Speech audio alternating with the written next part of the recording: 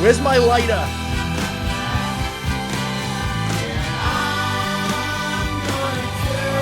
Oh, yeah, Chad and I have to do the Jim Henson chorus thing. Hold on.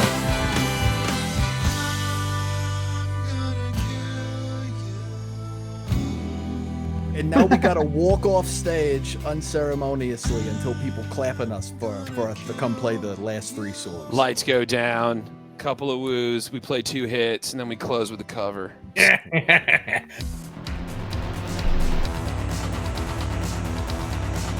everybody, it's Eric Christensen with Horror 101 with Dr. AC, and this is Streaming and Screaming, where we're talking about horror movies that are streaming online right now. And I have my amazing co-hosts, Chad the Bird, Me, and Lucy Ball. Hi, how you doing? And this being our episode number 12, our 12th episode, we are going to bring in a special guest to join us and share in the festivities. And that is Mr. Spooky Weaselbones. Spooky Weaselbones! From Milwaukee, Illinois.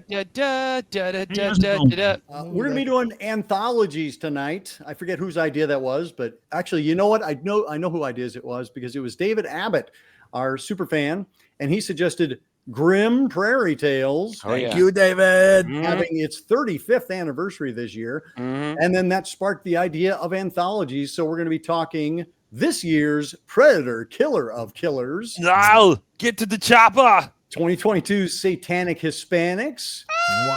And Southbound from 2015. I hope I have that. Darker than you remember. Yeah, totally. Do I have that year right? Is it 2015? I think, it's 2015. I believe so. It's close enough. We'll hear it in the comments if not. Yeah, that's free engagement. We'll be talking spoilers. Make them mad. Long. Be incorrect. We have all sorts of stories to spoil for you. But Spooky, you are like our sci-fi guy from the future. Look at you. Yeah. What's up, future Tell us a bones? little bit about your origin, because I think you started off as felt, and now you've transformed it to digital format. How'd you do that? Yes, I like to say that I'm powered by the Forgetiverse because everyone forgot about it.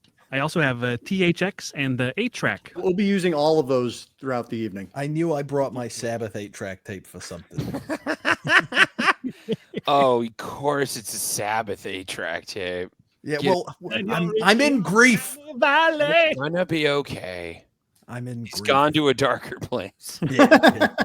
A better, darker place. Yeah. What's our order that we should proceed in? Should we go chronological or awesomeness or what? Well, awesomeness is a relative term. It is. Yeah, but that's what we're here we'll for. argue about that all night. That'll be the Gonna happen regardless. show. What if we do year it came out? That would be chronological. Yeah, that's the word. Chronological. I like Chronic. That's what I like. chronic. We're going to chronic then with our Grim Fairy Tales. Don't 1990. This is written and directed by Wayne Coe, and it was his sole directorial effort.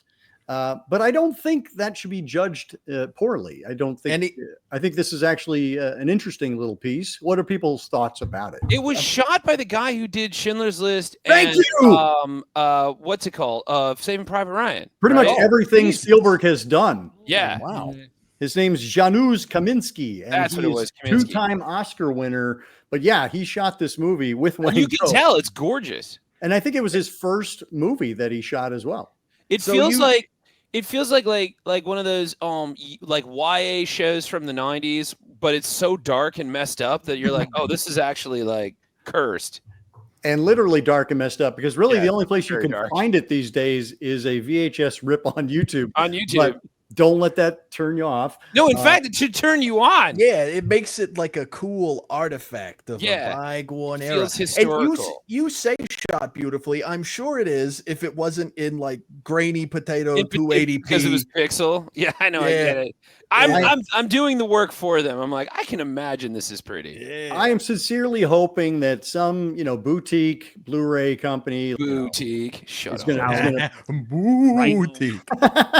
Hey, see, it's funny.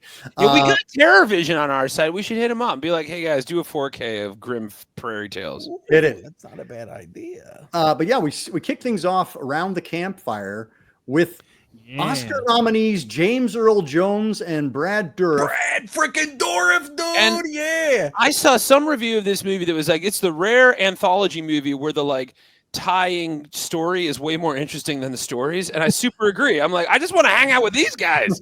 The framing narrative. The framing narrative is so much more interesting. Before we get too far into it, something I noticed on watching this movie that I thought was very fun is that Brad Dourif's little like city slicker going through the desert, he's us. Yeah. With the way he's reacting to the stories that Mufasa Darth Vader is telling him. Yeah, it's like James Earl Jones in the wig from Conan the Barbarian, just being like, I liked it so much, I kept it on. And it works. It I works. love how he's a combination of Matt Berry and Octavia Spencer in this. Yes. Yeah, totally. And I feel like this is the year, like both of them have a little bit of fuck you money. Brad Dourif has just done Child's Play. James Earl Jones has obviously got Star Wars going, but I think the Lion King was 1994. I think. Okay, so that was in his future. But he just was still the voice of CNN, though. He's still the voice of CNN. If the movie came out in 94, he was probably looking at the script, right? Yeah, I would think. Bit. I love the fact that these guys are just like hamming it up in their little campfire in California, going, I'm gonna do outdoor Shakespeare. Exactly. Right, I was gonna say this. That's why I wish that was the whole movie. It was just the two of them, no cutscenes, no flashbacks, just them telling stories at each other. I'm like, this is theater, people. I could have listened to them telling the stories. Honestly, that would have been really cool. Yeah. I love James Earl Jones saying, "What did he say? You don't know two spits and half a fart about what goes on out here." That was awesome. I'm stealing that. Where Brad Dourif is just like, hey man, don't drink from that flask. And James Earl Jones like, I think we both know I'm going to drink from this flask. And he makes the biggest drink ever. And then he's just like, okay, here's the craziest shit I could come up with. And you're like, I never want this to end. Okay, we can talk about the shorts individually, but I do want to read the room. I'm taking Aaron's job right now. Aaron, I'm happy that you have your hand up, though. Aaron, what was your favorite short of this thing? What was my favorite short? The second one by far. Hell yeah, me too. Me too. That's the best one. Pregnant woman moving through the wilderness, and she runs into Jimmy Olsen from the Superman movies. That was I the knew second he one. looked familiar. Okay. Yeah, it's Jimmy Olsen. No, it's the one that I loved is the third one, the one with that's like a proto Tarantino. Well, that's like the darkest one. Oh, that one was like really, really good, but it didn't have a man being sucked into a hoo-ha. So that's true. You can't beat off it. A few points. Once that happened, I was like, it's all downhill from here. That's story number 2. How are we gonna top that? It's William very Atherton, Clive get out of Barker. here. It's very Clive. I Barker. literally wrote down, "Ain't never seen that before." Well, you need to spend more time on DeviantArt, my friend. Yeah, you haven't watched American Gods, have you? Spoilers for American Gods. Wow. Spooky, what was your favorite story of the four? Well, we've established that everyone likes number 2. On the subject of number 3, I just want to applaud the audacity of a story about a guy who lynches people, and it's just sort of fine. And that's the. Was that number 3? Which is the one with the 3 women? I thought that was number 2. With the 3 women. 3 women. Oh, you know what happened? I got all the movies confused. I would say, did you get stoned watching? Yeah, of course I did, Lucy. I watched them all at once. I just finished it 5 minutes ago. I just finished Grimm's Prairie Tales. He's a very busy bird, folks. I watched all 3 of them today, and I was like, oh, yeah, my favorite one was the one with the 3 women. How did you do that to your brain? And I was like, oh, shit, no, that's the next movie. This is why you don't do 4 anthology movies in the same day. Coincidentally, that is my favorite. It is my favorite one of all of them. It's such a good thing. Anyway, sorry. No, you're right. My favorite one was number 2. That was the fucking. That was also dope. Number 2. Yes. Yeah, so dope. So yeah, could do without the lynch mob. Thought that was a little far. Yeah, it was great. Let's go back to William Atherton. Let's go back to the lynch mob. Yeah, William Atherton. Do we have to? Must we? We must. Said no one ever. If we do not confront this history, we will never get past it. So I guess. I didn't do anything. I'm a bird, man. I'm just been around. Because basically, the way that the story goes is that this dude is in a racist lynch mob, and it's just sort of fine. And the daughter's fine with it, and everything's fine. And this is the story that... Yeah, if you really think about it, this is the thing that Brad Dourif throws at James. Right, I'm like, dude, you want to be scary? Here you go. And I'm like, wow, guy. read the room. Read the room, Chucky. Good. Hey, God. you know what you just did? You went a little too hard. I know. I dig the passion. I just think you went a little too hard. It truly is scary. You're not wrong. But Spooky, I don't think at any point we're supposed to think that it's okay, that it's fine. It's that thing of going. I'm saying it's fine, but everyone in his life just sort of goes with it. I don't think they can stop him. He's William Atherton. You can't say no to him. And you got to say the wife at least, the wife at least sort of kind of tried until he slapped the shit out of her. Yeah. Oh, and the daughter was pretty freaked out. Appropriately so. I was kind of shocked, and I can't really remember how it ended. I'm not. So it ends not necessarily indicting the story itself. It's more that this is what he uses. This is the one that makes James Earl Jones go, I like it. He does. He does. He sounds exactly like. He does. He sounds like a cartoon gecko, like a cartoon lizard. He's just like, yeah. And I'm like, I don't agree that you actually like this. I think that you're just like, okay, that was fucking hard. Okay, well, I think that's what he likes. He likes the fact that here, I'm going to throw this racist guy at you that everybody just accepts, and they move on because they have to, because they love him as a human, even though they hate what he does. Yeah. And that's how racism persists, folks. There you go. It's oh man, that was really poignant.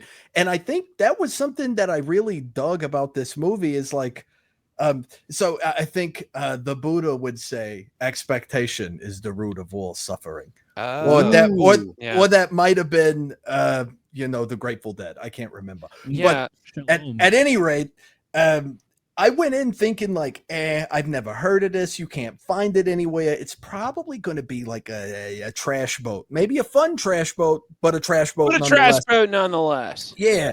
And when it turned out to be like actually really good, it knocked my socks all the way off. I don't even wear socks, Pete. You don't. That's how knocked off they were. I had to go put on socks so they could be knocked off. Yeah, I saw it.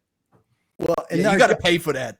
Our guy Wayne Coe. I told. Well, just accept my credit card then. No, friends and family is free.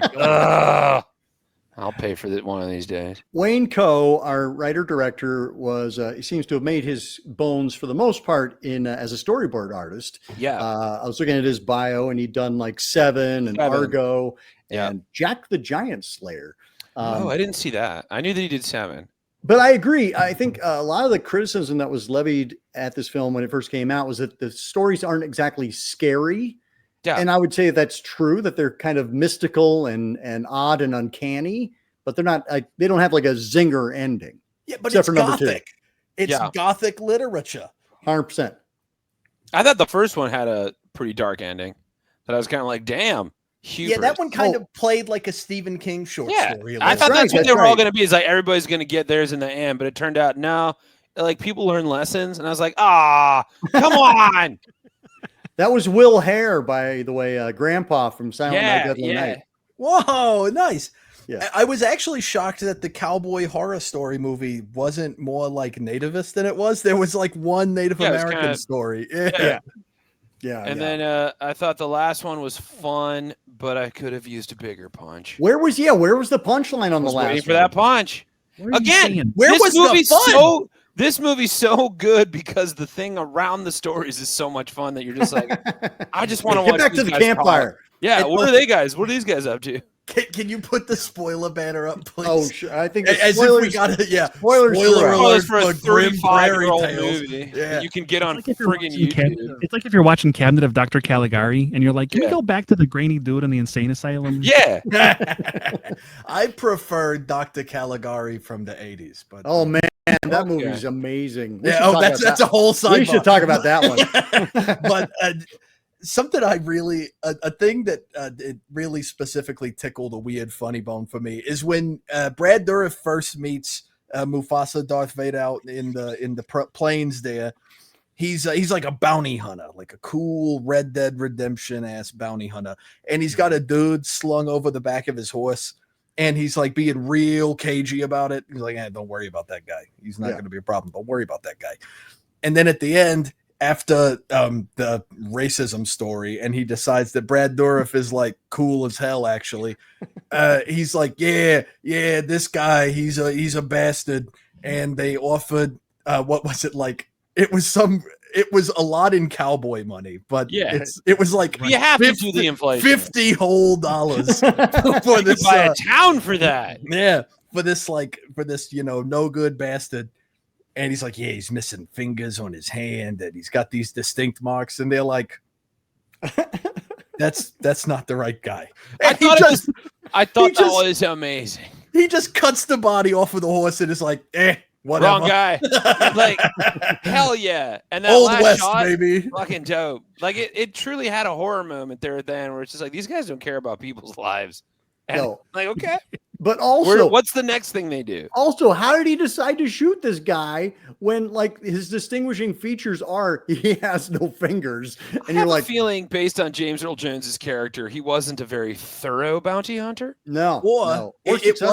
It was the Old West, so he might have just looked at him crossways. Oh yeah, or maybe happen. his fingers grew back, and H.P. Lovecraft does it.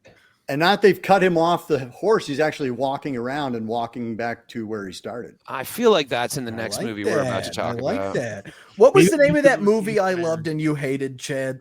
Notting Hill. Right down. Notting Hill? I don't know. I made you go watch it, and then you texted me. Oh, fucking Into the Void or whatever the shit. The Australian not Into the Void. Yeah, but the not found footage movie. Found footage. Well, what the hell was that one? The fucking Badlands, the something lands. The Outwaters. The Outwaters. Yeah, this is the Outwaters. This is the prequel to the Outwaters. Oh my god. Just a giant dick in front of the camera, and I was like, Lucy, God damn it. It's art. I did watch the whole thing, so it kept my attention. That's a long sit. That's an hour and 50 minutes of Outwaters. I think that we missed the campfire, and James Earl Jones was with that dude. He was like, don't you realize that the 7-act structure is overwrought and outdated? I didn't have any memory of this movie, and I remember when I put it on the list, I was apologizing for it, and now I'm apologizing for my apology. Yeah. I recalled watching it when I actually watched it was during an October, so I was watching like 100 movies, and so I had no memory of it, and because I had no memory, I thought it wasn't very good. But just turns out it was because my brain was too full that October. But I'm really glad.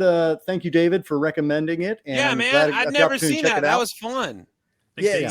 Spooky and I were talking about it as I was watching it last weekend, and I was like, why was Doc telling us like be nice to this movie? I'm sorry for making you watch it. It was awesome. I'm glad that's how it went down. Spooky, did it sit well with you as well? I think it's the winner out of all four. No way. No cap. I have no. This is your favorite of the four that we watched? Easily. That's awesome. Although I'm kind of hesitant to see what the rest of the show looks like.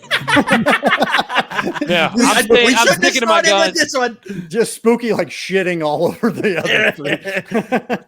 I'm really curious to hear what he has to say about my favorite film, because his reaction to when I said this was my favorite makes me think he hated it. All right, well, let us sneak forward into Southbound from 2015. This was Chad's recommendation. Yeah, what a little banger this movie was. And this was one that I had seen, when it first came out, and I remember loving it, but I hadn't gone back to revisit it. So thanks again for the recommendation, because this is a super fun one to go back to. What a good time. Give us a little setup for Southbound, Chad. So Southbound is another anthology movie. Directors in keeping with those movies. No, hold on. I'm telling you, I'm gonna go there. But the directors on this one are pretty fun. You got Radio Silence is on that one. They did Ready or Not, Scream, and Abigail. Right? Yep, That's the production they did those. Yep. They did the first one, I think, and then the next one was Something Wrong with the Children. The Roxanne Benjamin, she did stuff for like XX and VHS. Nice. And then you've got X is awesome too. It is awesome. David Bruckner, who did The Signal, and one of my faves, The Night House. If you haven't seen, yeah, very good. Yeah, Rebecca Hall. Right. And then you've got the last guy, Patrick Horvath or something like that. I forget. Did a bunch of like graphic novels. It's like it's weird because it's a anthology movie that instead of taking place like in the same day, like Trick or Treat or something like that, where you kind of run around and check everybody out and then kind of all comes together at the end, it's like a linear drive through an anthology movie.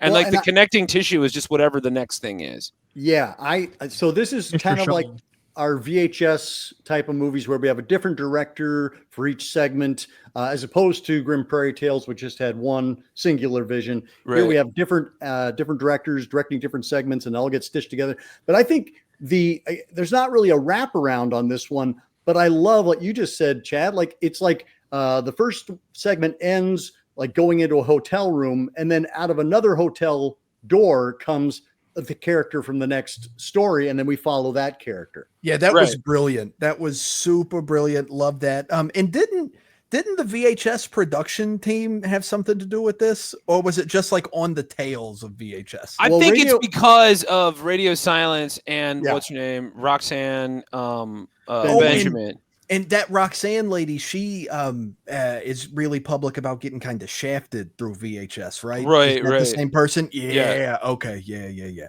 But it's a tight 89 minutes too. Like it's a fast movie, and it just feels kind of like that Gaspar Noé thing where it's like you're just on the ride, you can't really stop. Yeah. And it gets weirder, and then it just gets like super indie horror movie where you're like, yeah, I know where this is going. There's not so much a framing narrative as there is a concentric group of circles. Yeah, we're in the Venn diagram of this like 2015 like proto VHS. And man, I really loved the Wolfman Jack. That was so fun. That's Larry Fessenden. Larry Fessenden of Glass Eye Picks. Yeah. So is he trying to do a Wolfman Jack there, or I think he's trying to like he's growly, yeah, like Tom Waits Wolfman Jack? That's sort of kind of I guess that's true. There is a wraparound narrative, and it comes from whoever's listening to the station in this like small town off the highway. Right. And if we can sort of get going, I gotta say, I'm with you, Doc, in that I saw this when it came out, and I liked it. But it had completely left my mind. Yep. With the exception of like maybe one short. And watching it again, I was like, oh yeah, I kind of love this. Yeah. And it does the thing that it always speaks to my heart. In that first segment, when those two guys are running away from the weird skeleton jellyfish death angel. Sure. What the hell? Whatever they are. And when they like drive up the road, but they're going in the same direction. Or that like I love looping architecture. I love that like brain fuck impossible landscape thing. It's awesome. Yeah. And that locked me right in. Spooky, how did this one land for you? Oh, this was second place. I actually liked it quite a bit. I thought it was done with a really sure hand. It came together. I dig the Mr. Show aspect of it. I like the fact that things sort of move from one thing to the next. And I think that the whole kind of conceit of it is really relatable. You know, we've all found ourselves driving across the country, and maybe there's no hotels because there's a rodeo in town, and you're maybe there with your equally homosexual boyfriend, and you're just sort of wondering, is this how I die? I don't know. Do we lead the same life, Spooky? This is really weird. Yeah, are you sure you guys know each other?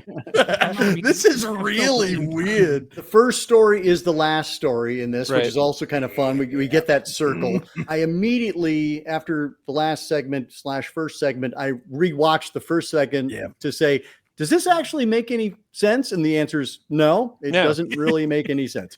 I did the millennial version of that, in which I watched the movie and then read an article and then watched a YouTube explained then video. You go on Wikipedia to make sure you got the plot right. Yeah, totally. How did they explain it? By reading the fucking Wikipedia article. I hate this world. Yeah. It was so I turned the video off after about 5 minutes when I realized he was verbatim reading the article. I was like, this is stupid. Comes out. David Lynch, one of the wings falls off of his leathery feathers. You know what I'm trying to say. You're really missing the point of the medium here. Yeah. This way of doing things, it's sick. It's sick. I had 2 cookies and a Coke. I feel fantastic. I went out and bought one of those charcuterie boards. I gotta tell you, it'll knock your socks off. It's 2:05 p.m.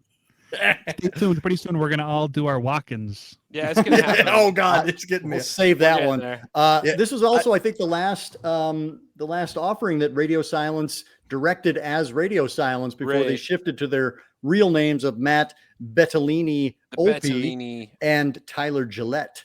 who are the ones which is that are lame credited. because Radio Silence is a cool collective. cool name. name. Well, Bettalini Gillette's a pretty dope name too. I'm not mad about it. I agree. It's plain Jane. I would buy a soap from Bettalini Gillette. I mean, Chad and Justin left the band, I think, so that's why we have Matt and Tyler. Chad and Justin left the band.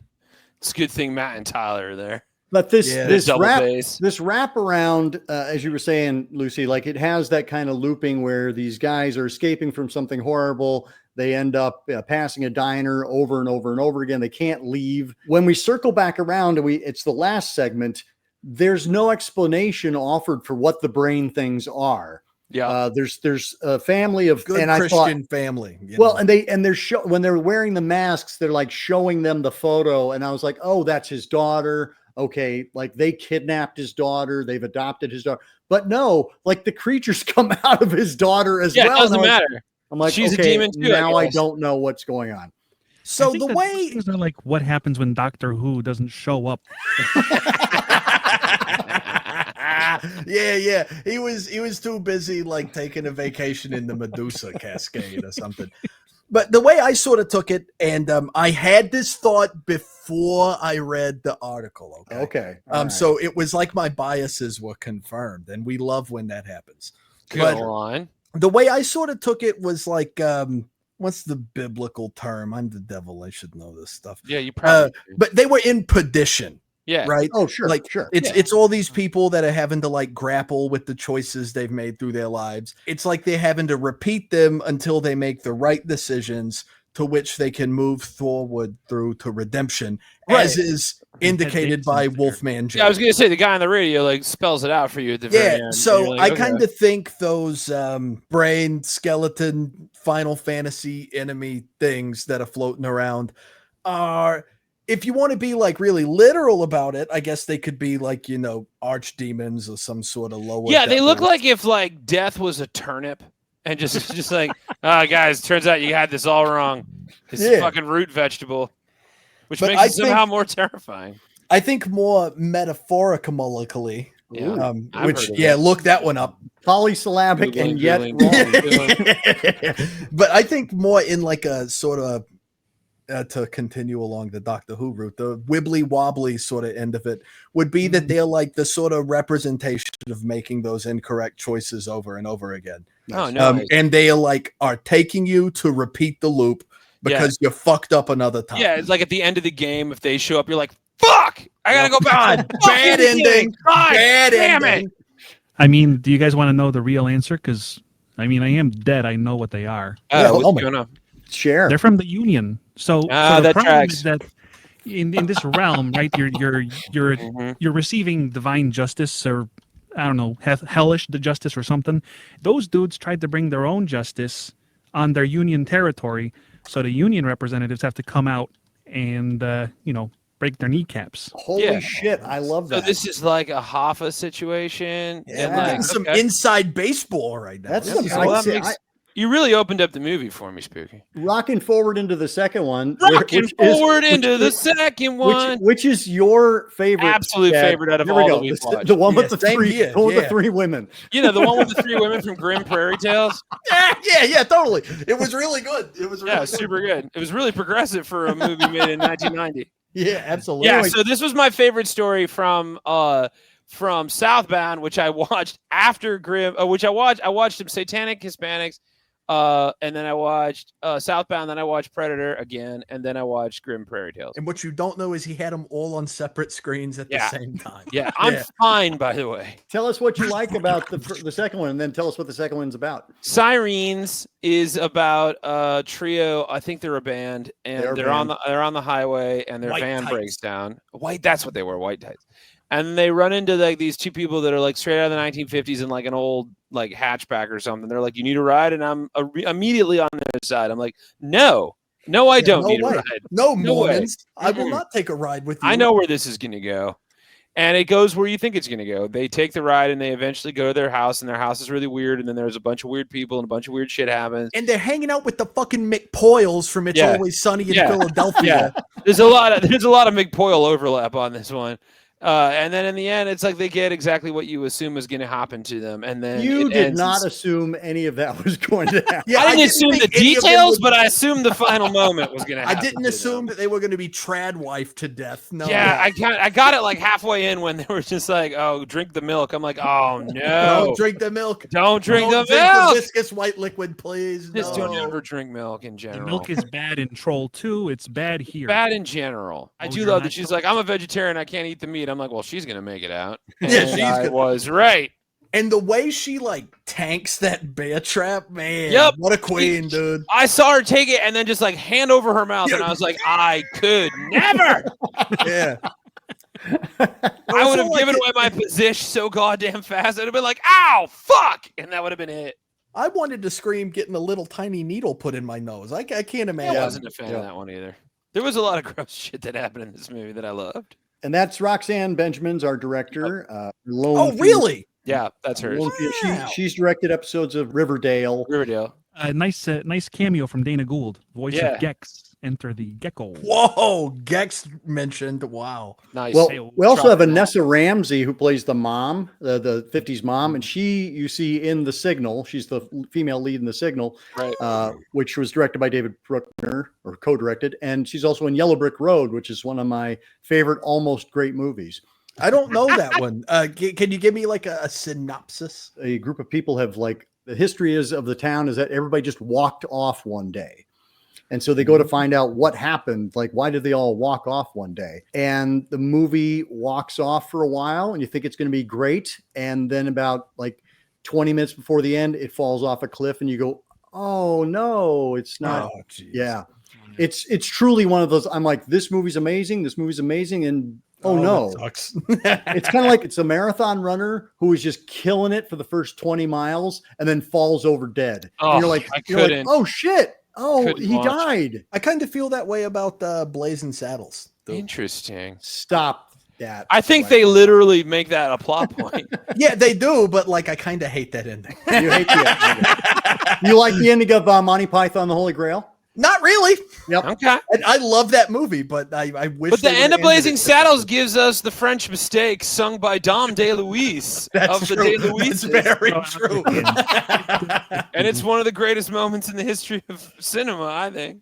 But also tailing back to Siren, the second one in Southbound, we do have our final girl who survives her own story, but then immediately walks into the third story. Get whacked. By the third story. Survives her own story to a point. Yeah. In the end, it's like all of our stories end, but another one will soon come along and kill us. Whoa, that's friggin' deep, dude. It was. This is probably my favorite. I forgot entirely about that story. There's a lot of cringe moments in story number 3. So good. It's messed up. I hated it. I loved it at the same time. It did this thing that I love a horror story to do where it like sort of forces you to put yourself in the shoes of like your central focus character. I think I would simply curl up into a ball and die. I don't know if I could do all that, man. The earth would swallow you up on the highway. I wish, dude. Yeah. It would be the end of that, if that was what was going on, I'd be like, ah, shit. Well, I guess I'm done. Yeah, this is fine. Take support with your cable company's bad. Because our guy. I mean, basically, the premise is a guy runs over our hero from the second story while he's talking dirty with a woman. While he's talking with his wife.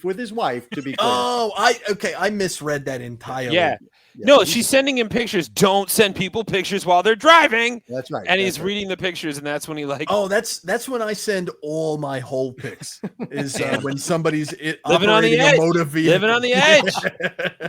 But he hits her, and then he does the right thing. In the face. It is really gruesome. Yeah. And he does the right thing and calls 911 and piles her into the back of his car, and he's punished for it. And he's trying to drive to the nearest town, and he drives into this town that's completely deserted, into a hospital that's completely deserted. And so he's using his earbuds to be kind of talked through via 911 how to treat this patient. Oh my God, it's so gruesome. And it's like those TikTok sounds that are going around where it's like, I tries to call the doctor, but little did I know it was the evil fuck you doctor. I wanted that Jet 2 holiday jingle to be playing towards the end there. Nothing like a Jet 2 holiday as he's palpitating that lung and just being like, nah, no, I fucked that up. And then they start laughing.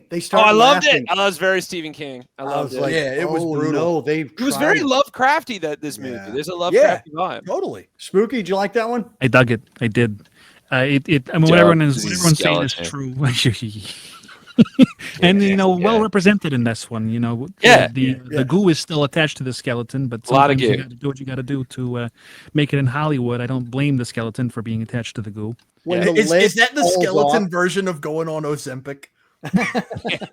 Oh, can I put out there that watching these movies on Tubi and or anything with commercials is such a whiplash to just be in the middle, to be in the middle of that, and then all of a sudden it's just this is because something incredibly intense would happen, and it's have you tried Zolair? And I'm like, damn. You know what? I do need some Tide pins. I do need some Tide pins. Oh man, those gray little dumpling walking under a small rain cloud.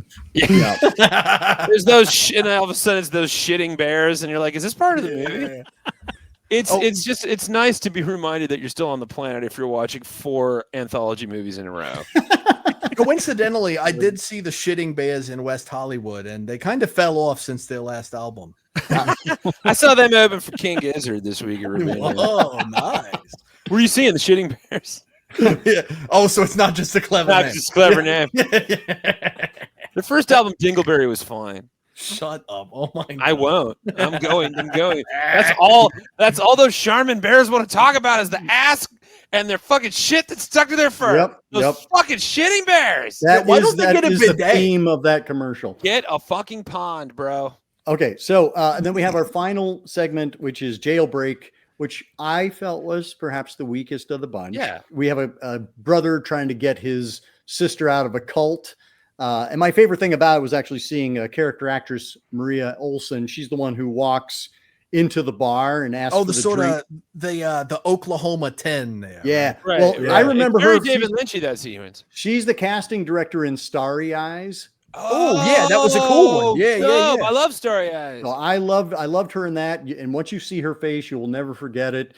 She's very distinct looking. She's wonderful. I forgot that she was in that movie. But I mean, the movie's okay. It has kind of your basic, you're trying to get your sister out of the cult, but the sister don't want to leave the cult, and now you're dead. Now you're in hell. Yeah, heaven forbid a woman have a career. She was a bitch and tattoo artist. And honestly, man. she did not want to leave. She was very cool. She didn't seem like she was possessed or anything. She was like, no, man, I take it here.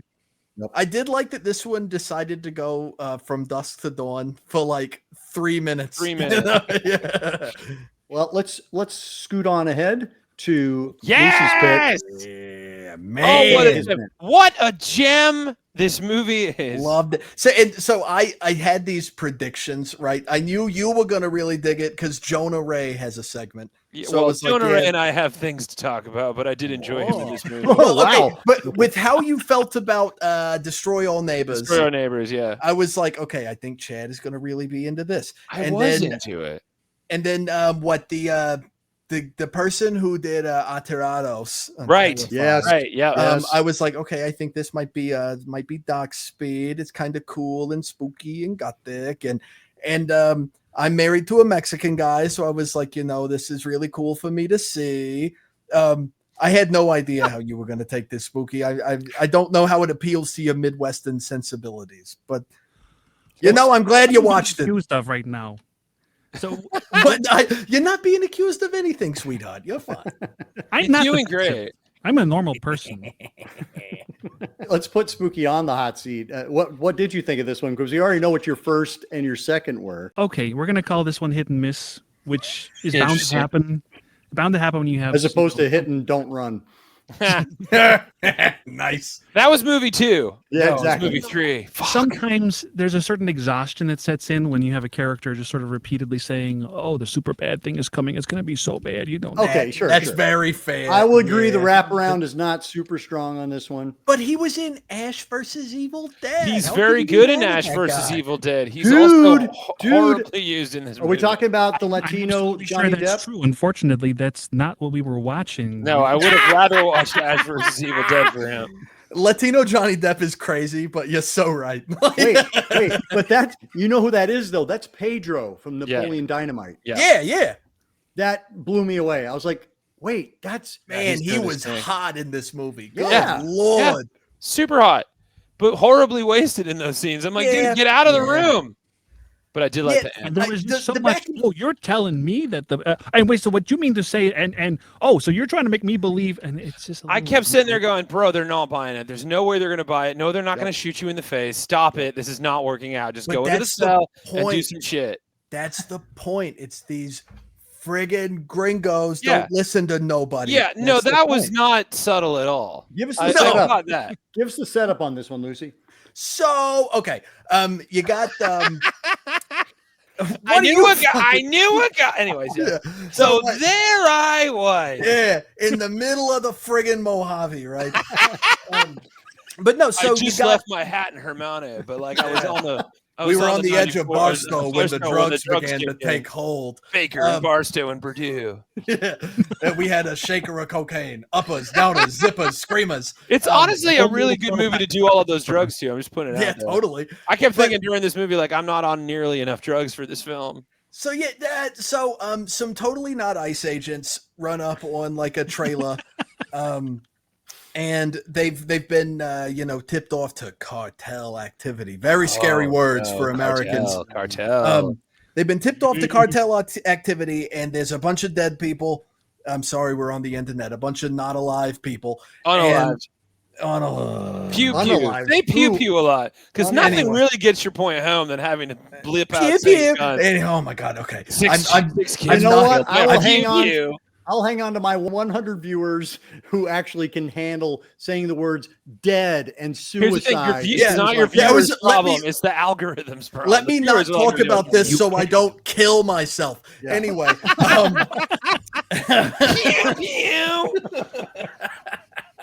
God, what have we done?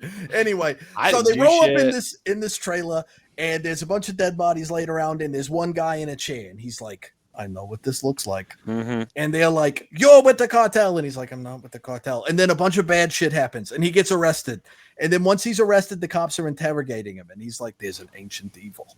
He's being super cryptic about it. He's like, there's a horrible evil and it's coming here. And he's like, chained to a dude at the beginning of that movie. Yeah. And every time that was like, I thought that was hilarious that they're like talking to this dead dude whose hand keeps popping up with a gun, and then they shoot him a million times. Yeah. And then he's like, oh yeah, it's because there's a dude chained to that hand who's trying to escape in the other room. Well, yeah, that's police training. You know, if you see something move, dump mags into it. And it just kept going, and I was like, oh man, they're doing this joke a lot. This is kind of dark. Yeah. So anyway, he gets arrested, and he's trying to warn these, police officers that there's a terrible thing coming and that they need to be ready. And they're like, I don't think I believe you, Mr. Mexican man. Because they shouldn't, because that sounds insane if you're in the real world. But we're not in the real world. We're in Hollywood land. And so he starts regaling them with tales of the supernatural. And that's what we frame this film around, is him producing weird artifacts and then explaining that he's just got. Ew. They didn't take him when they booked him, by the way. No, when they dump all that shit out, I was just like, ew, you have that on you? That's like I keep this finger and I have this vial of blood. Your jeans are disgusting, dude. Those pockets are gross. I know he smells crazy. He does, and he's gonna give you a mint like when you've been hanging out. You're like, I absolutely will pass. Yeah, I don't think I need that. I know where your pockets. That's the conceit. Is he's trying to prove to these police officers that there are supernatural happenings that he's trying to help them avoid by producing grisly, disgusting artifacts from his sketchy pockets. And they're not buying it. I promise you, I'm not part of a cartel, but check out all these keychains I have that are covered in blood. And pay no attention to the baggie of powder. That has nothing to do with this. And we get the sense that he is also immortal, and he's talking about this. Do we, Doc, get the sense that he's immortal? Is there not a whole ass conversation where they say, like, what are you, some kind of immortal? Well, basically. His wound has healed and all of that. Yeah. I still had a good time. I know. But then we lean into the framing narrative. It is weak. We were paying close enough attention to that one, apparently, even though he didn't know which movie one of the vignettes was from. Well, I did know it was a movie we watched for this screen. Look, he might have watched this one early on, so it's like It was. This was number two. This was number 2 on the See, list. I know how this guy's brain works, dude. I'm telling you. And so, like, in my mind, the best story of all of them just kind of bled through all the movies. And so by the end, I was like, I really like the one with the, like, Tarantino, 3 women stuck in the thing. And they're like, that was 3 movies ago, dude. I'm like, whoa. Well, what time is it? awesome. Well, That's how good it was. I mean, I realized as I was doing this myself, but although I didn't watch them all back to back to back, I mean, like trying to remember which stories land in which anthology. I mean, it's hard enough sometimes remembering what stories are in a single anthology, much less a collection of. This is another one, Satanic Hispanics, where we have different segments directed by different directors. This is the wraparounds directed by Mike Mendez, who is responsible for some really cool movies like The Convent and Big Ass Spider and Don't Kill It. Wow. Yep. I love Big Ass Spider. That's so I love it. I watched the Convent last October. Man, that is a ton of fun. If you haven't watched that, I don't think I've seen that one. Check that one out. That Like is a really good this one. This was not that long ago, right? 2000. It's 2000. That tracks. Yeah, so 5 years ago or whatever. Wait, what? But anyway, yeah. So that's the travel, and then we lead into our first segment, which is directed by Demian Rugna, who did When Evil Lurks and Terrified, and Tambien Lovi is the name of it. I had to look that up, and it means I see it too. Yep. Mm-hmm. Oh, that was such a good one too. I loved it. I really hate that they kicked off the movie with the best one. Exactly. Yeah. Well, he's an amazing director, and this feels so much like part of his mythology. It reminded me a lot of Terrified, which is absolutely one of my favorite. It's like I think it scared me more than most movies do. It is a scary because it's a really fucking scary movie, man. Yeah, it is. Well, like this one was like again another Lovecrafty kind of vibe where it's like I know the forbidden math. And it works. And I do appreciate that he's like a competitive Cuba. Yeah. Like and that tracks. The level of neurodivergency in this short is insane. Yes. Where he's like, it works on the cube. Can it work in 4 dimensions? And you're like, dude, I am tired. He's like, I got you, man. I am so high right now. Stop it. I believe you. Just go. Do I have to do any calculations? I almost felt like this one was sort of a piece about like OCD a little bit with the way he has that like very specific light ritual thing. And it clearly upsets him to do it. Yeah, which I really enjoyed. He's so I thought that was a poignant breath to do it. Sort of image, and I really appreciated that. I thought and when you see his hand get all fucked up, and you're like, "Whoa, he's like a competitive Rubik's cuber." Like that's not good. He's ruined. He'll never cube again. No, man, he knows how to snap his fingers backwards. I was like, I'm pretty sure that's not how biology works, but rock and roll, bud. And then like the crazy photos he's texting to his sister. That was gnarly, dude. I loved it. I loved it. Loved it. Spooky. Do you like that we all stare at you when he asks you a question? There are certain kind of human interaction shortcomings that I have trouble getting past. Like one of them is the sister keeps admonishing him for speaking Spanish, but then she speaks English back to him, and I couldn't really make sense of it. So there's like a minute to minute. I mean, it's good high concept. I like it, and I think that the the cinematography, the shot sizes, that stuff is all done with pretty steady hand. But there are certain kind of humanistic things that I have trouble moving past. Spoken like a true skeleton. True. Do you miss being alive that Roasted.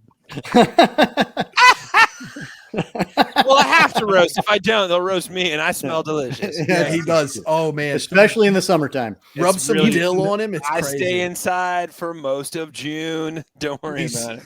He says even riding a bike across the fucking. I was in August, and that was in July, and I didn't do shit. My roommate did shit. I really, like a. Well, you were stuck onto a bike, so you got. Yeah, but I had to duck low because those humans, they're eating like 5,000 calories a day, and it was like 110 degrees. And I'm like, who doesn't like wings when you've had like 9 beers? So I told you had to be careful, man. I did, and I made it. I'm glad you survived. Yes. Yeah, so am I. At any rate, I was not any less caustic and alienating and unrelatable in life, so nothing to worry about there. Nicely rebounded. Yeah. You're waving your phone around like a big Rubik's Cube. What you have to ask yourself is, do you want Hellraisers? Because that's how you get That's how you get them. Yeah, it's your own personal lament. You did this to you, man. And that was my thing. Like the whole time I was like, you keep fucking waving your hand around like that, you're going to get fucking demons. And they're going to be the fun kind that are not going to want to fucking leave. And I'm going to be here for it, but you're not going to have a good time. Okay, so yeah, if you know how to open the door to the other dimension, do you do it? Well, I love how many times he did it with that one guy was watching, and then that one guy saw that one thing kind of lurching forward, put his hand on his arm, and was like, hey, stop doing that. And I was like, same, knock it off. Cut the bullshit, dog.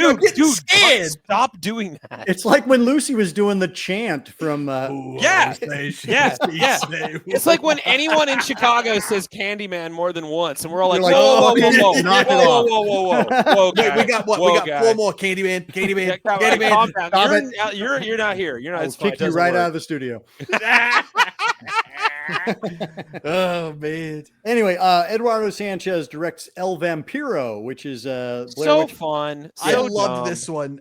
It's like one of my favorite vampire stories ever. It's so funny. It is like the funny, more accessible version of El Conde. Even though I loved El Conde, I feel like this was like the fun version. That was such a deep cut, nerds. Yeah, that was good. That was right over my Join head, me on dude. this. You didn't watch El Conde? Hell no. You didn't watch El Conde? I don't know what you're talking about, bro. El Conde is this on really Netflix. good, really good vampire movie that I think we did from my 24 Tales of Terror. Like people 2 dug years it. ago, People dug it. 22, yeah. Great movie. I don't got Netflix. That's why. Tell us what you liked about El Vampiro. Somebody. Who? Me? Okay, I'll tell you what I liked. I liked that it was like this sort of very normal, dumpy Mexican guy who is also an ancient vampire. Yep. That's very funny because vampires are always stupid, sexy, like waifish dudes. Yeah. And this is like somebody's Tio walking around. It's true. Being a blood-sucking fiend, and I thought that was hilarious. I love that he just like leaned into the Dracula costume, and he's just like, "I want to suck your blood," and he's just like, "Well, it's Halloween, I can get away with it." Oh, I loved it. So much fun. So that was very fun. I thought it was very fun that like he gets carried away, and then his wife is like, "Honey, are you?" His wife is 400 years his junior, which I thought was like, ew, robbing the cradle. Definitely, I say she's robbing the grave. Come on, either one. You're both wrong. But I really dug that. The whole dumpster thing at the end was very good. And there's something very funny and like novel to me because we're so used to like a vampire as this like super formidable apex predator. You got to really outfox them or whatever. Until they get old and get married and get a house in the suburbs. Planet of the Apes. Yeah, right? The modern vampire basically acts like Tim Burton's Planet of the Apes, the way that they just kind of... Yeah. And so there's this thing. Okay, so you either got the big monstrous vampire or you've got the Anne Rice, like super sexy kind of vampire, right?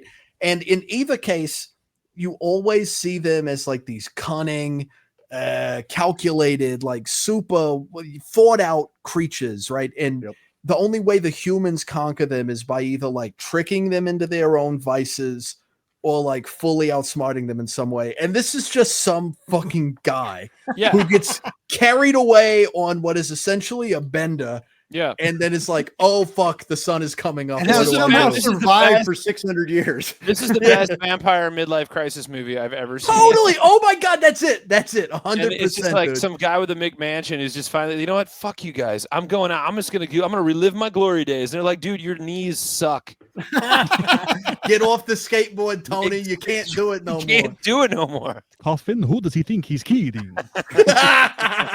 My favorite sequence is when he's hypnotizing the cops. Yes. My God. One of them keeps falling asleep, and then, hey, stop doing that. I say. What I love about that is that it solidified the fact that he's not good enough to do them both at once. He can't do them both at the same time. He has to do this, and they gave me some solid rules. I was like, "Oh, you kind of suck as a vampire." Well, he's got to take vampire Cialis to be able to hypnotize them both at once nowadays. Nice. It happens to everybody. It's natural. It's fine. It's natural. Which is why you're always on his wife's side. She's like, "Dude, go to bed. Like, what are you doing?" If you experience a trance lasting longer than 4 hours. Yeah. For those of you who were here yesterday, that was prompted by do you think he takes sketchy vampire gas station hypnosis? Hear me out. Take that and put like a fucking Wegovy fucking commercial under that movie, and I feel like it tracks. Or like like a Cialis commercial. Yeah, totally. man. Oh, so do good. it. Yeah, it was but fun. instead of like using like bull imagery or whatever they use for virility, they use like Ka from the Jungle Book. Yeah, yeah. Oh, nice. Yeah, I like it. Speaking of deep cuts, but yeah, and then we move on to Nahales, which is directed by Gigi Salguera. She has directed episodes of The Purge on the TV show and an episode of VHS 85. Oh, did like that one. I also like that one. Now, was this the one with like the shaman shapeshifter? Yes. Loved it. Okay, I liked the political one.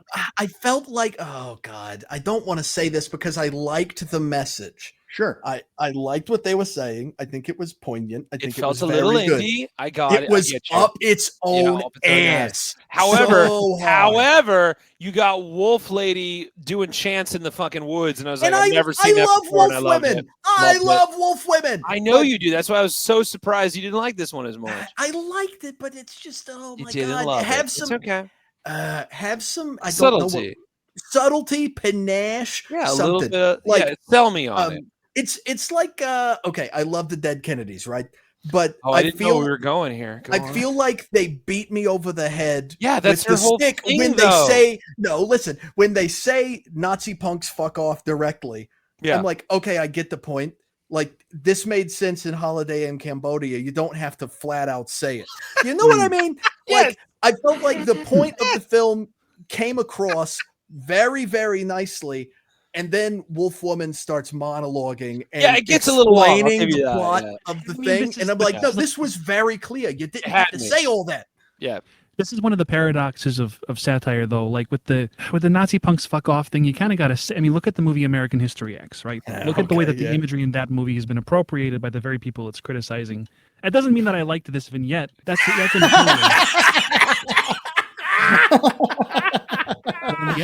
Oh man, yeah, but you're right. You do kind of have to say it nowadays, I guess. I know. It's like at the end of Cabaret when they put up the mirror and you see all the Nazis in the audience. You go, oh right, yeah, okay, yeah. Is this play about us? Yeah.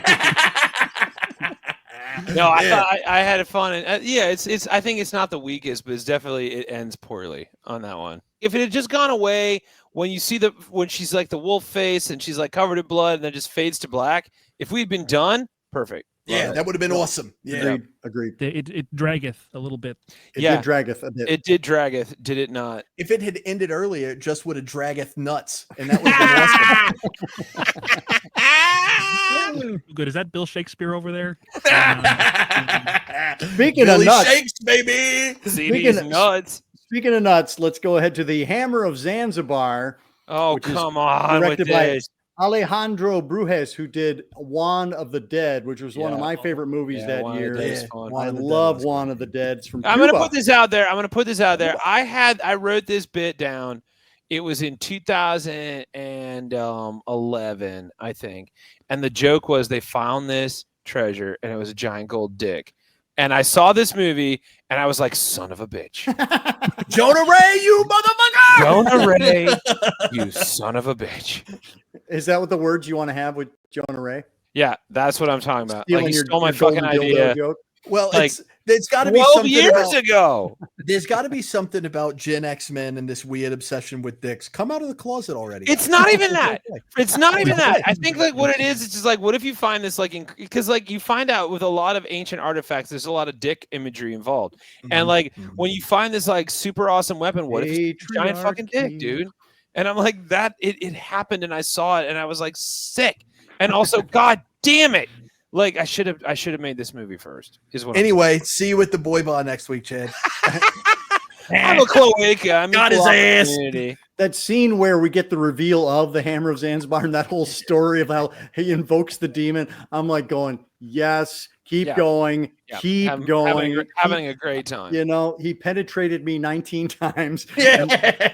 Jonah Ray and his pal are just like going, ah. I love how they weren't super judgmental though. They were just like, okay, that's great, because like his whole story was like, I've never felt better, and they're like, all right, dude, great, good for you. Yeah, but then he started telling me that he's been with other guys, and I was like, that was very, very funny. I really enjoyed that. Let me preface by saying I love the whole of Yeah, this was your pick. I've seen this movie like 6 times, guys. Yeah, I love this movie. But the more I watch it, like I'm a little tired of the like I saw Evil Dead when I was 15 and it changed my life. Yeah. Like Evil Dead rules. Evil Dead rules. I saw it when I was 15 and it changed my life. That's right. But the amount of like media out there that's just like, remember Evil Dead? You remember Evil Dead? Hey, do you guys remember Evil Dead? It's a little much. It's a little much. Yeah, I got a little. But I did like this short though. But I had a good time. I'm never mad when there's a choice. When it goes full Raimi, I'm not mad. Yeah, about it. yeah. I appreciate balls to the wall anytime. So Spooky? So fun. I am slightly over. Like, I'm sorry, Nightman did it better. You know, the Nightman enters me, and I become the Nightman, and that's all you need. And then there's a certain very specific failure of humor that definitely never happens in my videos, where you just don't know when the joke is over. You just don't. You can't. That did go on long. No, I will give it that. Nope. And nobody even paid a troll toll. This is ridiculous. And then so for you fellas, this is feeling like someone is homaging Raimi to death. For me, this feels like, okay, you remember Evil Dead, but you really remember Pulp Fiction. Oh, yeah, that's fair. Yeah. Interesting. The fact that Jonah Ray contributes a song that is literally "I'm gonna kill you" repeated over and over again was good. while he's killing a demon. Doc, do you happen to have that song nearby at all? Do I? I'm gonna kill you. Yeah, I'm gonna kill you. I will make you regret that you ever tried to kill me, because I could really give a shit if your king's on me. So yes, I dug this movie. I had a great time, and I did enjoy that segment. And I enjoyed the end of the wraparound where San La Muerte comes into the police station. So fun. Loved it. Yeah, I like that. That was awesome. I did like that they were like, okay, we're doing a Satanic Hispanics thing. Let's get Santa Muerte and let's just go 100% Robert Rodriguez. And throw bullets everywhere. That was awesome. How do you beat the fucking mother of all evil fucking deities? Shoot him in the fucking chest, dude. The super gun. Yeah, So the much Van fun. Helsing gun he's got hanging around. All for in, whatever reason. no notes. Had a great time. Oh yeah, I gotta hand it to them. They they knew how to. They could put an action sequence together. They did a good job. I was a little preoccupied with the fact that the gun was already in the evidence locker. Right. They're very efficient in some regards. Yeah. Chekhov's gun doesn't have to already be in the guy's pocket. You can, figure out I do like that he was just like, dude, give me my fucking cursed gun. And they were like, fine. well, it's police. They saw a new weapon and they're like, whoa, how do we kill people? How do we that? do stuff with that? Right. This is good. This will work great on protesters. Trust me. Speaking to the now. And speaking of the now, this just came out. Predator Killer of Killers. This was Chad. You recommended this. I didn't know this was an anthology film. I barely knew it existed. I certainly didn't know it was animated. And if you had told me that an animated Predator sequel that was an anthology film was going to end up on my top films of the year, I would have slapped you in the face. But I love this movie. I thought it was an animated series. I thought it was like a mini series. It could be. I first heard about it. Yeah, I'm all in on it being a mini series. I want them to do 100 more of these. This is how you do Predator stories, man. Because just make it about the people that are dealing with the Predator, and that's what makes it more interesting. Could you make a more inclusive movie born of a movie that was all about like macho dudes, white guys? Well, I think it was somebody working out their latent homosexuality, looking at all the beef in that first Predator movie. If we're gonna talk about Predator, we're talking about biceps, we're talking about body mass alone. It is what it is. Wow, Spooky just like encroached. Yeah, he got the hard pan going. But anyway, so going. Please, Chad, tell us what the hell Predator Killer of Killers is. So, Predator Killer of Killers is a sneaky anthology where it is a series of stories about people throughout history on the planet Earth who have dealt with a predator and have somehow bested the predator. And as you go through that, you realize that they are all connected. It's not just a series of like one-offs. And I don't know how spoilery I want to get because it's really kind of fun to just kind of I experience. agree. I haven't And it's told many recent people too. Yeah. It just came out. But like, yeah, it's an anthology movie with the Predator, and it's a series of predators taking out a series of humans in a series of time periods. Yep. And you just kind of like, it's the warrior spirit. It's like a warrior flight. It's like all the action movies from the 90s and 80s in one flight of movies. And you get everything you want from like a Braveheart. You get everything you want from like a Pearl Harbor. You get, which I don't think should be an action movie that we should be bringing up. But like, I feel like the best excuse, like what's like a good World War II that's like an action, like a Dunkirk. It's like a little bit of a Dunkirk. It's a little bit of like Braveheart. It's a little bit of like the Northman. It's just and like nary a white guy in sight. Nary. I mean, we have a female-driven first story. We have Asian. Japanese. We have 2 Japanese guys in our second story. We have a Mexican American in our third story. And all of these Predator fans that have to just sit there and go, oh, representation. Yeah, deal with it. Ew, gross. Which I found out through my vessel back here, his personal trainer, that the dude in the original Predator suit, he's Kevin like some Peter Hall. Yeah, this guy's personal trainer played basketball with him in Pittsburgh. No back way. in the day. Yeah, No. like pre-Predator days. Yeah. Oh, that's awesome. Yeah, because Kevin Peter Hall is like 7 foot tall. Yeah, so. he's huge. He's enormous. Yeah. But you get this like extraordinary flight of like your favorite like war movies, your favorite battle movies, your favorite like just like violent but with honor kind of movies. And Just a gives you flight like is the perfect description because it's like if you eat 6 hot honey sriracha chicken tenders, you're gonna get sick of it by the end because it's too much of a weird flavor combination. But if you have a little slider, man, it's so good. You made the analogy, bro. What do you want from me? I was going to say, you're usually the one making the food analogies, Chad. I just thought it was weird you brought up chicken sliders, and I'm just like, okay, Yeah. go on. Sorry, that was my. What's that that like? That was Yeah? Sorry, I meant seitan tofu. Oh, so dope. I'm Yeah. in. What are we talking about? Fried mushrooms? Okay, cool. Yeah. Oh yeah. Oh man. Now, Spooky, the fact that this wasn't number 1 or number 2 for you lends me to come to the opinion that maybe you didn't love this movie. I'd like to hear your thoughts. Well, Aaron, it wasn't number 3 either. Look, I realize I don't have much of a leg to stand on when it comes to. You have 2 bony choosing- legs, I think. I haven't seen a single leg. Show some Okay. legs, sweetheart. I'm already going to make fun of how I look. If you just. Okay. I don't have much of a leg to stand on when it comes to accusing something of being in the uncanny valley. I couldn't get past the animation style. I just couldn't. Interesting. Oh, the Okay. Unreal Engine Yeah. was a little too much for you, huh? Did you like the animation style in Grim Prairie Tales? Because we didn't talk about that. Oh, that's right. That it goes fucking. Oh, it's that shit's so crazy. I thought it was what's his name, Bill. Yeah, Bill Plimpton. Plimpton. Yeah, I thought it was Bill Plimpton. I promise that I like movies. This is just not, this is a weird day. This is a weird day for me. I couldn't get past the animation. Okay, the way they animate action, expertful. They did a good job. The decision to go with the strange frame rate, I just don't understand. It feels like riding the coattails of the Spider-Verse kind of thing. I didn't love it.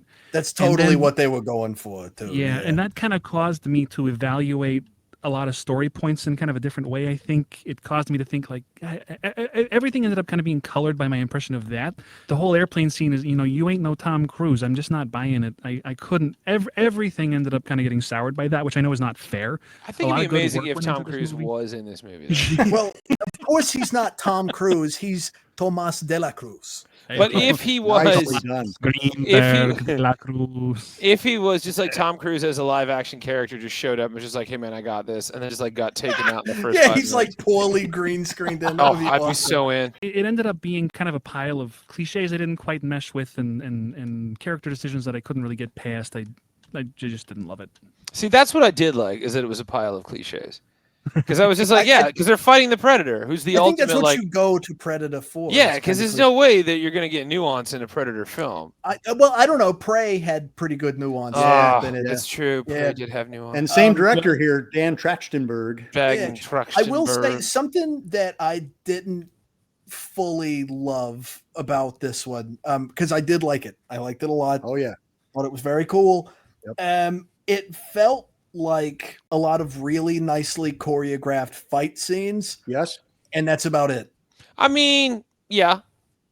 But I did like that the end it got like Star Trek, where like all of a sudden all the predators had a language, and I was like, okay. It won me over when they.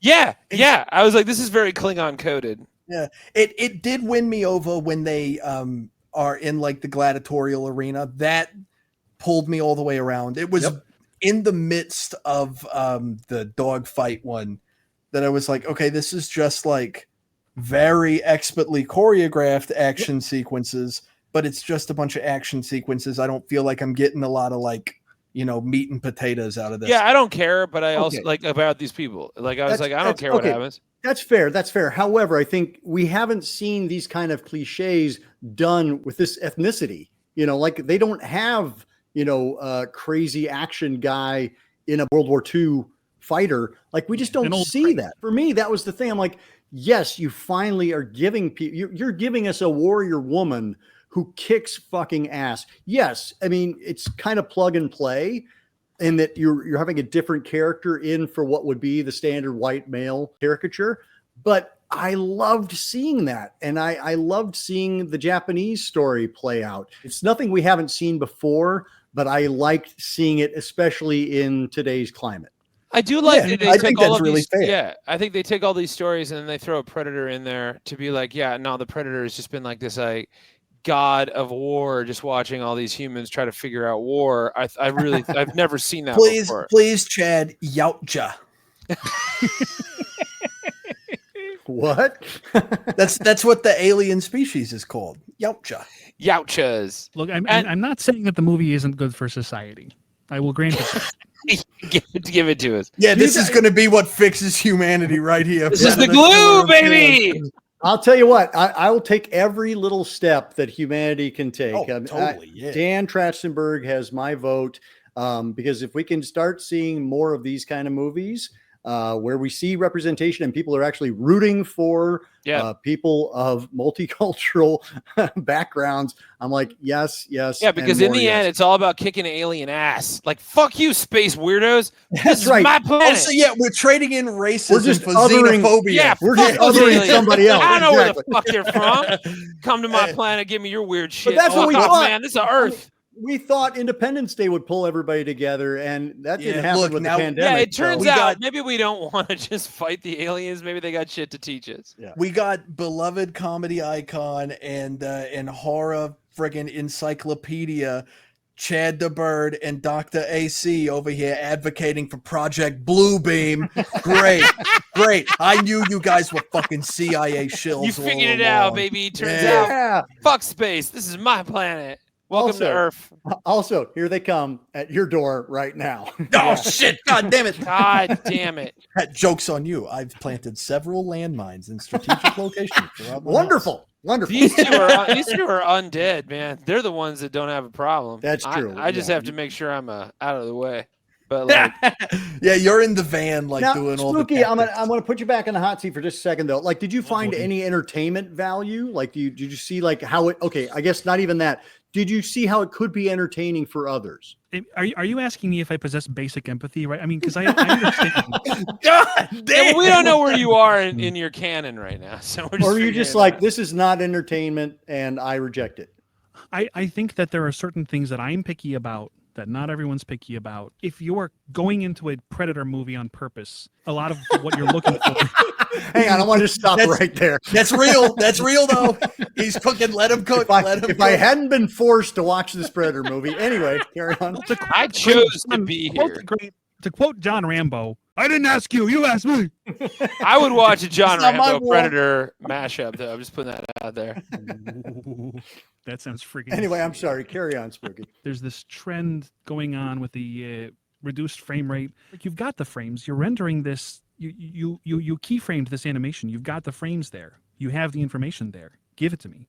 Don't make it look like you did this stop motion unless you actually did stop motion. I would do that in stop motion. Get what's his name on the horn? Mad God. Phil Tippett.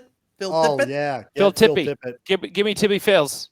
Get But Tippett and Henry Selick and let them just rip each other's let's throats fucking out. go to nuts. Yeah, Do that. Do a stop motion I Predator. see where you're coming from, because that weird janky frame rate thing was like so cool in Spider-Verse because it was like really new and fresh, and I feel like that movie lended to the sort of weird painterly style that gives, and seeing so much stuff like sort of blatantly copy it afterwards is like, oh, this animation got praise in this movie that made $1 jillion. So we're going to do that animation because we want to make $1 jillion. And I'm here for it. Like, if you're going to make $1 jillion, just make it crazy. And I'm having fun watching you be crazy. Also, I was high. And that might have helped. Yeah, I feel like if you're an anime enjoyer, this is going to hit like all the shonen buttons for you. Exactly. Or will you? But I would also love to see a Predator anime. Yeah, that would be kind of cool, actually. And I think Dan Trachtenberg has another Predator movie, a live action one coming out later this Oh, year. really? Okay. Badlands, yeah. Oh, yeah, I saw a trailer for that recently. It actually looks kind of sick. I'm in. Awesome. Well, let's circle back around. I want to hear people's star ratings. Let's circle back to our first one, Grim Prairie Tales. Chad, how many stars? I'm going to give it 3 out of 5. Sweet. Lucy? I'm going to give it 4. Standing on its own, I think I would give it 3.5 because I thought it was really cool. And specifically for me, like Gothic American West is going to like get my attention big time. But since it like blindsided me with how cool it was, it gets the bump up to 4. Interesting. Nice. Okay. All right. Surprise factor. And Spook? This is the one I watched first, and what tends to happen is that the moments I like the most sort of replay in my head and give me the feeling that the movie is mostly consisting of those great moments. But if I sort of, look at this if I detach myself, it's a bit of a snoozer at times. Which he can, because he's now there my bones right now. I can't do that. When I take a shower, it sounds like a xylophone. Nice. Oh, nice. I think that in strict terms, this is kind of a 2.5 movie, but I feel 4 about it. Feel 4. Okay, feel 4. All right, cool. I hear you. And I agree. I think it's a 3-star movie, but I'm going to give it 4 just to elevate its profile. Because damn it, Vinegar Syndrome put this movie out on Blu-ray. Put it on a 4K. I'm going to make like now 20 letterbox accounts just to pad just the to numbers. pan it out. Yeah, okay, I'll give you that. Southbound. 4 out of 5. I'm also going to go solid 4. Liked it a lot. Enjoyed very much. Come back to me. Okay, you're going to have all of You're going to watch all of us order first so that you figure out what you want. Chicken piccata. Yeah, but I read the menu online in the car, so like I've already got that shit locked, Yeah. And I have dietary needs, so I'm already like, all right, where are the salad and the sides? I would give it a solid 4.5. I love that it has a distinct flavor for each one of the segments, but it doesn't feel disjointed in the way like a VHS movie can sometimes feel like you're coming at it from all different sides. What are you talking about? That's crazy. I never felt that obvious. watching a VHS pretty easy film. flow for me. What are you talking about? This one had like a singular flavor throughout, and I really appreciated that. And I love how there isn't a wraparound, but the stories just thread right into one another. I hadn't seen that very often, if ever, so I enjoyed that quite a bit. Now, back to you, Spooky. I think I have to give it a 3.5 just because I think that it is solid, but it did not quite manage to earn any sort of nerd points along the way, And Satanic Hispanics, Chad. I'm gonna go. I loved it. I had such a good time. I don't know if I can give it 5. I'm gonna give 4 out of 5. 4.5 out of 5. It had 5 stories, so Yeah, so 4.0. So then definitely 4, because like one of them I was like, I'm gonna go 4 out of 5. Lucy, I think you've seen it 6 times, dude. Yeah, super subjectively 4.5. I love it. Objectively, like on the merits as a storytelling vehicle, like 3.75. Yeah, that's where I'm at too. Like I had a good time, but I can see how people would be like, I have notes. And Spooky, paunchy vampire story brings this up to a 3 for me. Nice. Yeah, okay. Yeah. I would give this a solid 3.5. I don't think it's perfect, but I had a really good time with it. And it sends you out on a high note with the comedy at the end with Hammer Zanzibar and that really kick-ass, police station shootout. So you leave with it on a good vibe. And I think you remember the vampire and things like that. You don't remember the crappy wraparound because it goes out strong, and you're not left at the table. I think if you were left at the table, you would be pretty sad. Yeah, but it's so the high points are so high that like they do a good job of sticking to you. Agreed. Our Predator, killer of killers. I'm also going to go 4 out of 5 just because I feel like, it was a lot of fun and I do love it a lot and I like the story for what it is, but you're right. I like the animation itself is just like, it's fine. So it's not quite a 5 for me. I'm going to hit it with a 3. Very enjoyable, solidly average. On my like real person Letterboxd account, I would actually do a 2.5, even if I have some preferential disagreements with the animation. I'm such an animation fan that I just want to do what I can. I want to do my part. And I want to help save humanity, as you have been pointing out. If this helps, I'm going to give it a 4.0 just because it surprised the heck out of me. Yeah, I was going into this going, oh no, okay, fine. I'll watch this animated Predator anthology, I guess. I came out of the room like raving to my wife going, I just saw this movie that completely shattered any expectations that I had. A good Predator film should make you feel jacked, like you could lift a tree. And this one did. It made me feel like I could lift a tree. Well, when you think about, I think Predator 2 has its merits. I think I do love a Predator Predators has its merits. I think The Predator has its merits. But I just had a really good time with this one. I think because I had no expectations, it completely surprised the heck out of me in the way that Prey kind of surprised me as well. Yeah. Although I'd heard enough buzz about that, and hadn't heard anything about this one. So when you proposed it, I was like, all right. Yeah, I think that was my opposite problem. Is a lot of my friends were talking about Killer of Killers, and they were like, "It's so fucking good. It's so good." And then when I watched it, I was like, it's okay. It's all right. Yeah, it's fine. I also had that journey, but like there was so many moments in the movie where I was like, yeah, but that was kind of fucking dope. So fine. I loved watching her fight with the shield. Yep. I mean, that was badass. Yeah. Also, all the different titles of the different stories. Yeah, all the really sword, the shield, the bullet. I thought it was pretty dope. Loved it. In the end, fucking Gladiator Predator match. Hell yeah. That was badass. Please do more.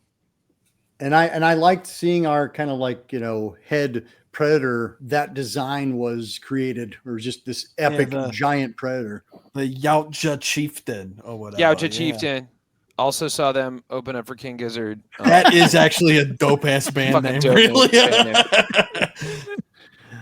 Cool. Well, this was super fun. Spooky, thank you so much. Thank you, Spooky. My pleasure. It's tough to fight your way in, and it wasn't that bad. No, we can make it worse. Watch. Hey, Chad. What? Hey, Chad, how's it going? How you doing? Oh, so good. Oh my God, you need fucking. I just saw Weapons. I can't spoil it for you, but I can't wait to see it. It was such a good time. I had such a good time. Yeah, oh man. Not good. No, what?